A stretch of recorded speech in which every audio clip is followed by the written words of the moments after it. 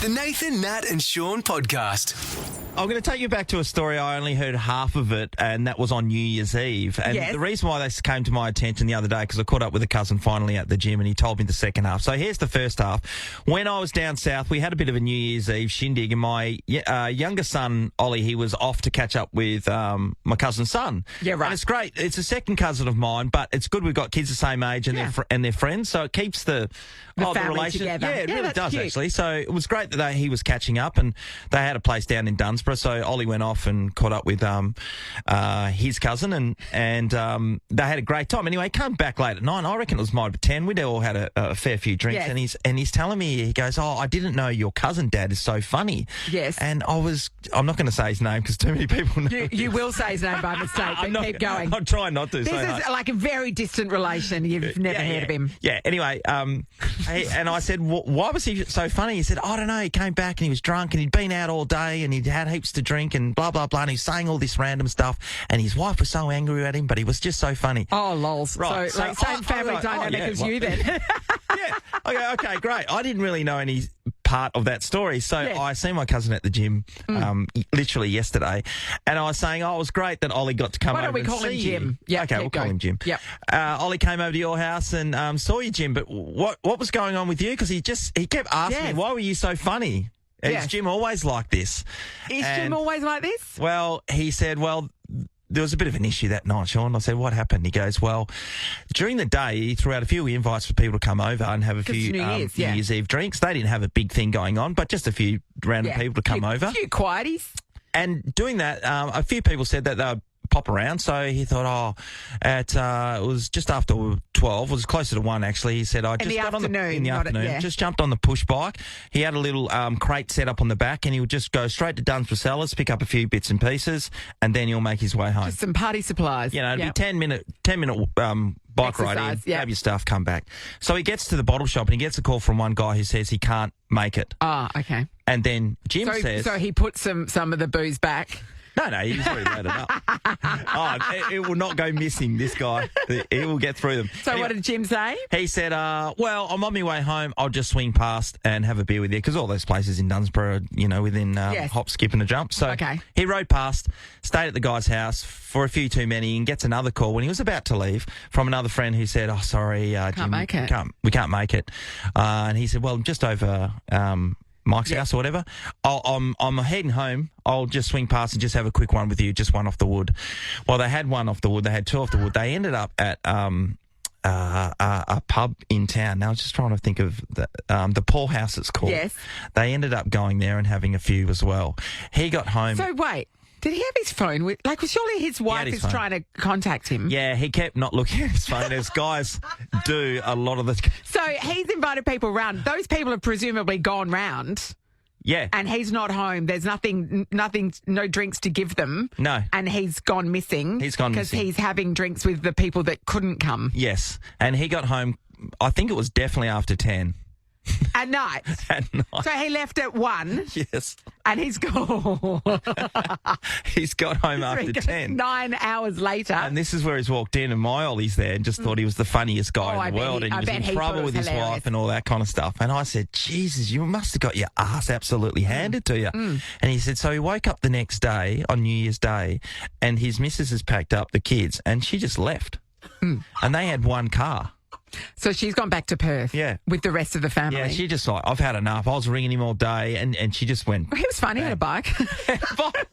So he was going, I don't know how I was going to get home. So what he did is he checked out the schedule for flights flying into Busselton. Yes. And then he got his way, and I think it was by Uber, he was saying, got his way to the airport at Busso, and then waited for the planes to come in, walked inside, said he'd just lobbed in from Melbourne, hired a car, and then got back to Perth. If Busselton's like Esperance, the hire car counters are only manned when there's a flight. Yeah. And in Esperance, it's the same person goes from the Hertz one to the Europcar one to the Thrifty. But, so same deal. So he knew that if there was a flight arriving, somebody could lend him a car. Yeah, so he got there, was able to hire a car, drove it up to Perth and got home. And I thought that is the great story. On New Year's Day as well, this is. Yeah. Impressive effort. It's a great effort. Sometimes you have to be enterprising to get home, bottom line. Yeah. Years ago, so it's before you started, because Cambo, this story involves Cambo, who's your predecessor in this role. We went to a rugby match at Subiaco Oval, and then I think we must have been in a corporate box, I think, because the drinks were flowing freely. And then we went to a bar called Pure Bar, which was on Hay Street in Subiaco. You had your 40th there. I did have my 40th there. And then we were there, so with one of his mates and some other friends, and it turned into a large night. And then they wanted to kick on, probably at Gold Bar. And I'm like, I need to go home. And then, but of course, this might have even preceded Uber, I guess, if it was before you started here. And so we're like, and so one of the guys in this group, he goes out onto Hay Street and flags down somebody driving past. And I was living in Leederville at the time, and he said, if I give you $20, can you drive her home? And I was then bundled into a stranger's car, a drunk woman, and driven home. $20 keep us safe. $20 keep us safe. And I get home and I don't have my house keys on me because they're back in my car, which is under this building here. And so, but I did have my car. There was a time, for whatever reason, I kept my car keys and my house keys separate. And so I had my car keys. So I then unlocked my car and slept in the back of the car for the rest of the night. And then I woke up in the morning early, and then I walked back into Subiaco to collect my house keys. To then get in your car and get back to sleep properly. I was just thinking about a time I went to Ireland with my footy teammate. Yes.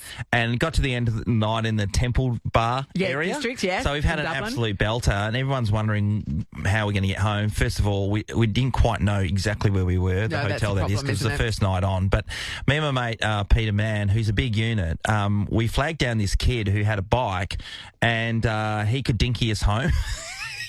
Anyway, Hornet weighs he's a centre forward, so he's a 100-kilo guy. Yes. I'm a smaller bloke.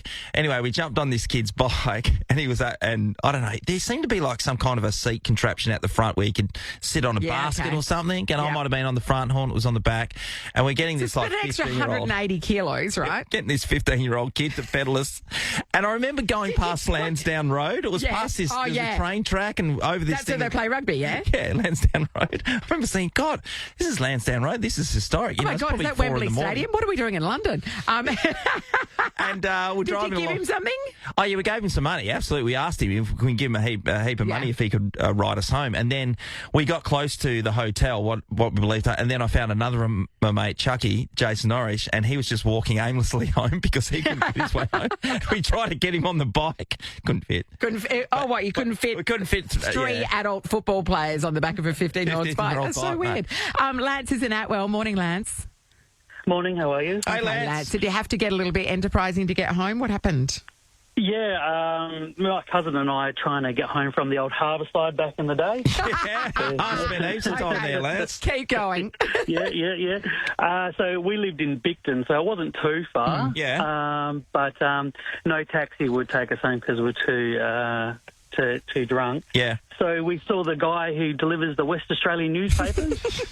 So we cut him a deal of $20, and he gave us a lift home down Canning Highway while we were throwing all the newspapers on everyone's lawn for us. Oh, so you basically you did a shift. That's great. In exchange for a trip home. Could have charged him.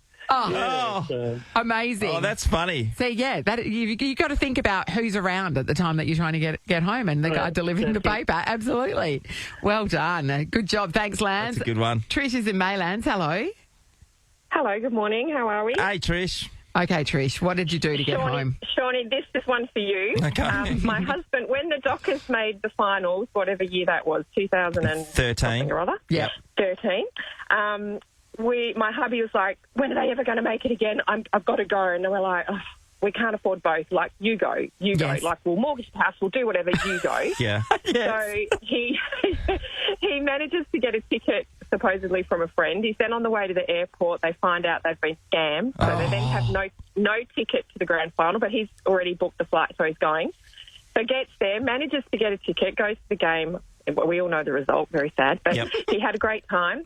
But then to get home, the only way he could get home was to get a flight via Singapore. So he ended up in Singapore. Our friends picked him up from the airport. He had dinner with them, and then he eventually got home after that. But, yeah, it was a very long way to get home. Yeah, that is the long way around, that's for sure. But a bit of chili crab and then to heal your wounds. Yeah.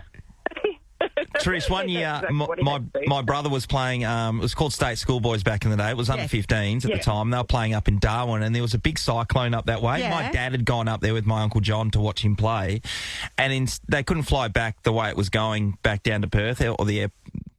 For some reason, they couldn't fly south anyway. Yeah. So then my dad and my uncle, they just flew to Bali, stayed there for a couple of days, and then came home.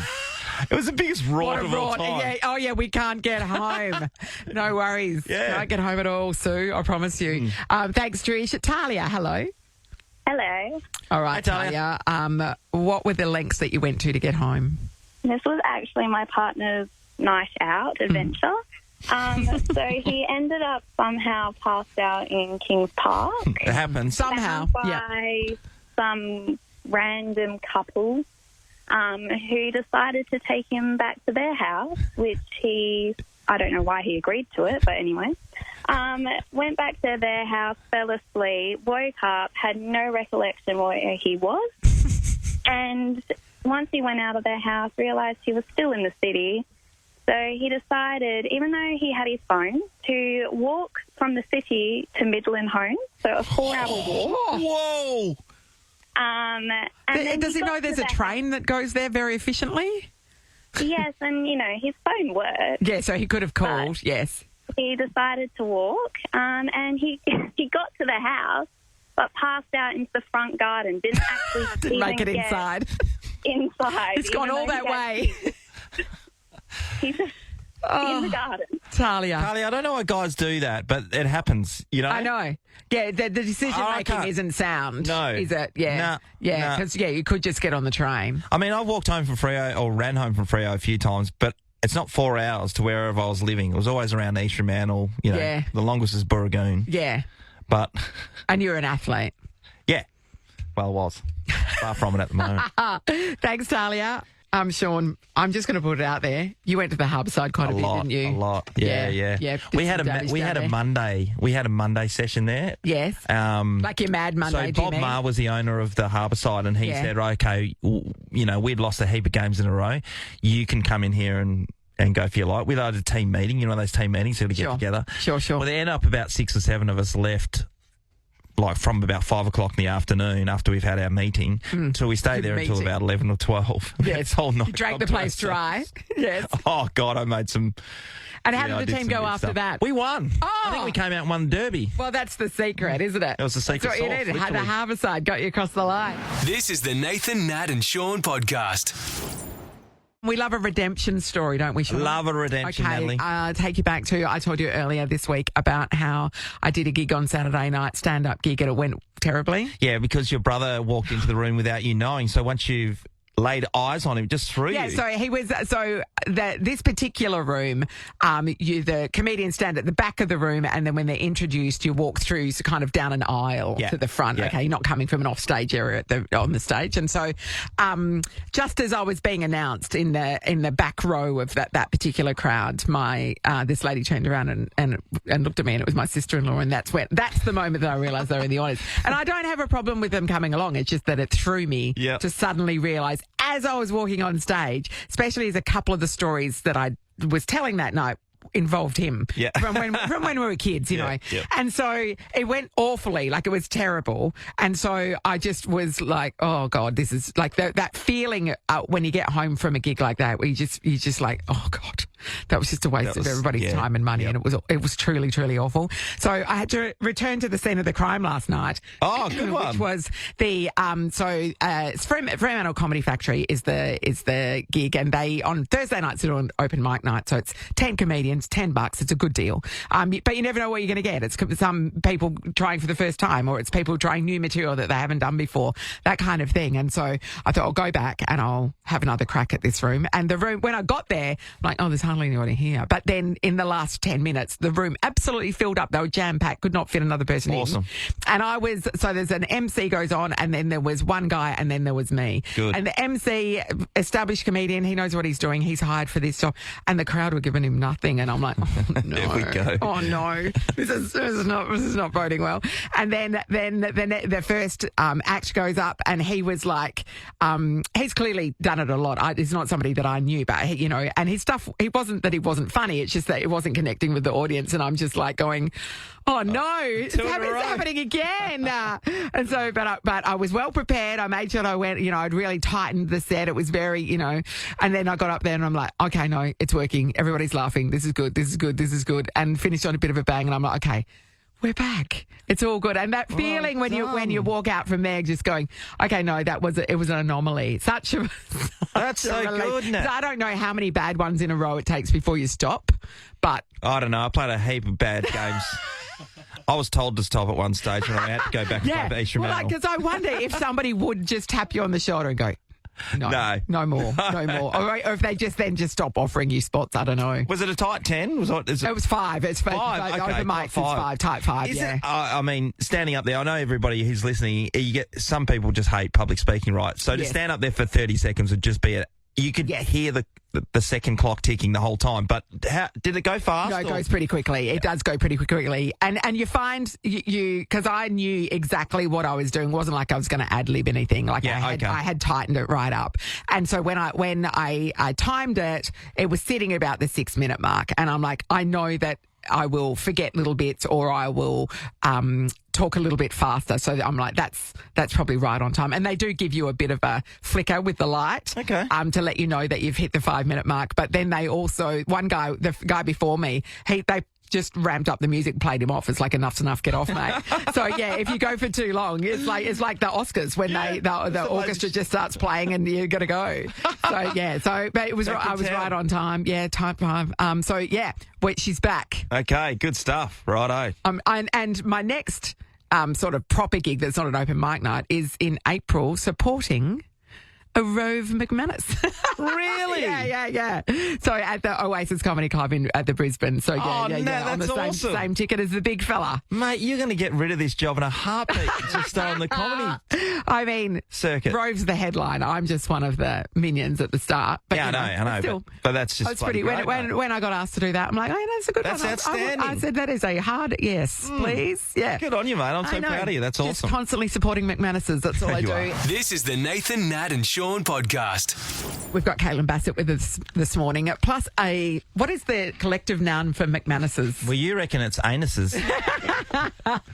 Tony Modger used to say McMoonasses. Oh, okay, nice. That's cute too. I'm going to say a poof because of the hair, like a poodle. A poodle. Oh, okay. I don't know that they would fly. Like that.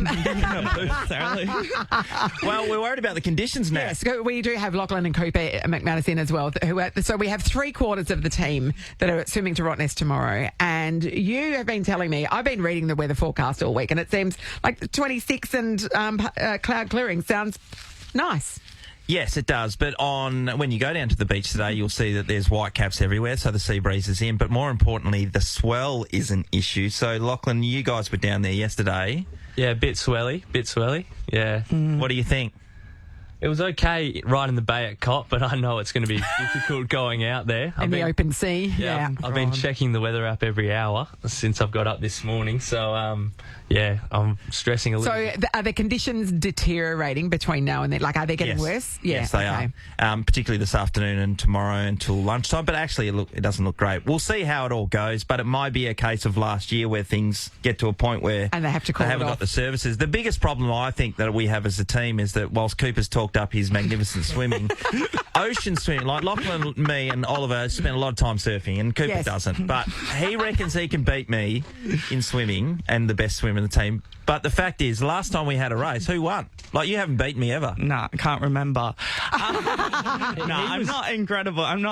I'm incredible. No, we didn't say you're incredible. We just said you were definitely the best in the family. But the ocean swimming, see, through the swell. It's a whole different. Yeah. It is a different skill set, isn't it? Well, how are you going to go there, buddy? Yeah, no. You're supposed to be building your team up, Shaun. He was moving well yesterday. I trained yesterday, so we're getting there. Yeah. I reckon it's all about It's a mental game, it's isn't a mental game. It's not physical. All right, we'll see. Or you're just taking a really good boat ride to Rottnest and the other three can do all the swimming. It could go either way, right? Maybe you hurt yourself in the first maybe I hurt rotation. myself. We've got the carton on board anyway, so if things don't go away, we can slip into a few Coronas.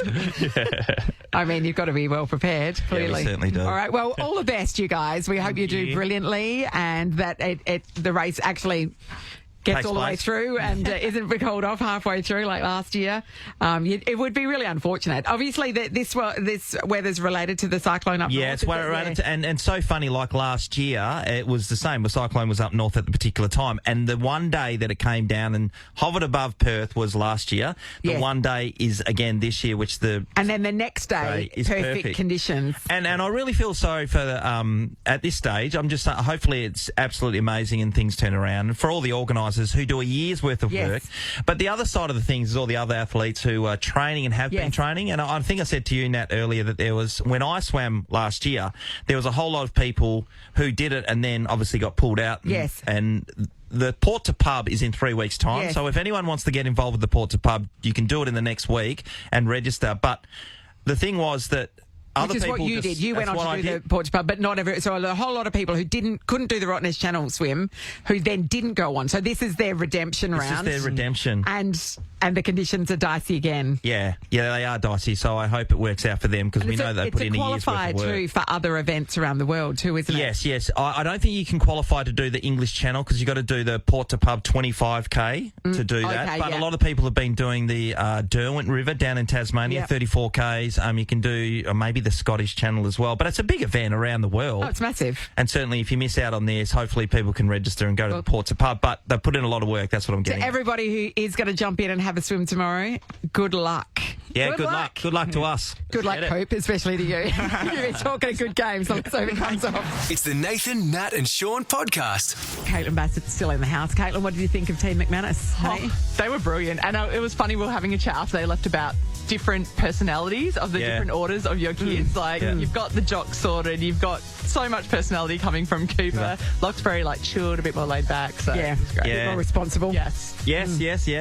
And then my daughter, I was hoping she would come in, but she's got to go to school as well. Yeah. She's a unit. But there is, Caitlin, do you reckon you could do something with your family, like form a team to do a major achievement like this? Not physical exercise. Good on you for getting your kids to do physical exercise with you. An eating challenge, I think my family would do quite well at. Yeah, okay. Yes.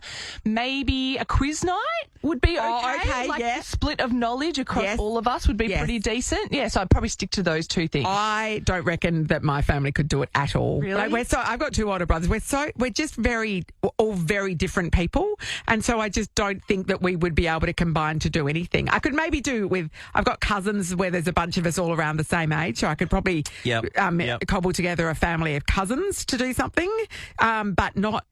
My brothers and I don't think we could combine to do anything. It's one of those things, Nat, because I think this will be fine. This will be fine because it's an activity. Swimming, that'll be no worries for us. We'll get behind each other because it's what we do, the sporting side of things. Didn't sound like you're getting behind each other, but anyway. Oh, well, Cooper was, he's talking about game. I just wanted to bring him down a peg. But we've done an escape room together as a family. Oh, how did that go? That was absolute anarchy. People wanted to kill each other, and when my wife's involved and everyone's just hopping into her and then she's going back, it was a disaster. Did you get out? You didn't get out, did you? Had to be helped, didn't you? Had to be helped. Of course we had to be helped. So they're some of the things I would want to do. Yeah, again. All right. We want to know, did you do something as a family, like you combined as a family to try and achieve something, and did it go really, really well, or did it go really, really pear-shaped really fast? Yeah, we like to hear those stories more often that didn't go well. Yeah, that's right. I mean, we will give preference to the things that went horribly pear-shaped. Yeah, that's it. Kate's in the vines. Hello, Kate. Good morning, everyone. Hi, Kate. Okay, what did you try to do as a family, and how did that work out for you? Look, can I just start by saying I'm always really jealous when I hear these gorgeous stories of this family bonding things that people do together. Yeah. We can't even go on a holiday together without wanting to kill each other. So my mum's birthday few years ago, we all decided we'd go to Bali. Yep. And we had this lovely dinner organised with musicians and, you know, it's nice big do to, you know, for celebrate the 70th. And my brother got quite drunk, and so he and his fiancée had a massive blue and broke up. And so then So then he took that out on my mum, who then, of course, took it out on me. So the whole night ended up being an absolute debate. Everyone in tears, everyone absolutely off their face. And we all came home on separate flights. Ouch! Never done another trip together. Well, for good reason. Love each other dearly, but from afar. Yep. Wow. Yep. Okay. If you can't even have a fun time in Bali together as a fammy, so you do that all the time. That's natural for you, isn't it? So chances of you teaming up and swimming to Rottnest together, not great then, Kate? Look, I think we'd all be feeding each other the first before, I reckon. Just pushing one another off the boat. Good on you. Thanks, Kate. Andrew's in Kelmscott. Hello. G'day, guys. How are you? Good, Andrew. Buddy, what did you try and do together as a family? So we were going out on a family fishing trip, and my dad decided he wanted to drive, and he's not very good at reversing. So we lived up at Rollystone with a very steep drive and an embankment down at the house. Yes. So Dad decides we've left one of my brother's rods back at home, so we've had to go back. Dad's reversing backwards down the drive, not very well, and the car's gone down the side embankment, taken out the patio, and almost taken out Mum and Dad's bathroom. This is before, pretty much you haven't even left Rollystone at this point. We haven't even left on your family fishing trip. The house kind of to the trip, and my dad literally almost took out the house. We had to get a tow truck to lift the car out of the kind of ditch that it was in. It had taken out the patio and almost took out their bathroom ensuite. That's a good family fishing trip. Yeah. Did you go fishing after that? I would have passed it in a quarter of a day. Did you catch anything? Bad omen. We thought there was that much structural damage. We better get the car out of the inside of the house that was embedded. Yeah, but that was at that point the car was what was holding the house up, so that was a bad move. That's it. Pretty much, and I think it cost Dad about $2,000 to get stuff sorted up with the damage. Yeah, of course. Yeah, okay. Watch your driving tomorrow, Sean. Things can go wrong before you even get there. Exactly right. Thanks, Andrew. Lauren's in Balcatta. Hello. Hi, guys. How are you? Good morning, Lauren. It sounds like you've got a wonderful success story of things that a family can do together. Is that right? Well, it definitely includes little children and one of those hedge mazes down south. I wouldn't recommend it with a baby. Okay. We went into the hedge maze. My daughter was in nappies. My son was 4, and we got stuck in there. We could not get our way out. My daughter's bawling her eyes out. My son's hungry. It was the hottest day. My partner was ready to, break a hole through the bushes just to get out. There was no signal on our phones. We couldn't even ring the people to say, come and get us. It was Are you still there, Lauren? Are you still there? Lauren, are you talking about the one in Margaret River? The one just out in the Margaret River? Yes. Yeah, I've done it a number of times. How'd you get out? And Lauren can't. We were trying to have races to go through the maze. It's massive. There's a couple There's one in Yelling Up, but this one is the hedge one itself in Margaret River. And last time I did it, Lauren, was in January with my wife and just my daughter. It was only the 3 of us at the time. And my wife, she was just arguing with Sonny the whole time about which is the best way to go. But there is a couple of doors that you can go to and find an exit. Oh, so it's like IKEA. Yes. And Lauren, you couldn't even find them. I couldn't. We couldn't. We got to the middle part where you can look out to try and see whether you can get out, and we were up there for ages because there was an actual breeze. It was a disaster. I was nearly in tears. We were arguing, honestly. I'm traumatised. You should have. I can hear it. You should have stuck to the putt part, Lauren. Yeah, exactly. Oh, that's too funny. Oh, well, thank you, everybody. Sometimes doing things as a family is not a great idea, Sean. Yeah, we'll see. Anyway, good luck tomorrow. Thank you. We wish you all the best. Nathan, Nat and Sean is a Nova podcast. For more great comedy shows like this, head to novapodcasts.com.au. Nova.